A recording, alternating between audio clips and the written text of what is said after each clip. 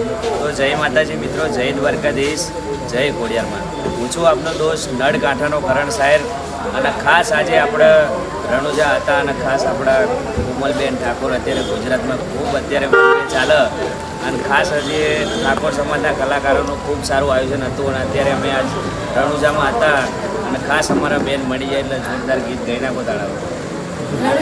રણુજા ગામમાં છીએ અને રણુજાવાળાને યાદ કરીને ગાઉં છું. નોની ઉંમરે નોમ બનાયા, ઇજ્જત આબરૂ કમાયા. નોની ઉંમરે નોમ બનાયા, ઇજ્જત આબરૂ કમાયા. અમે ગુજરાતથી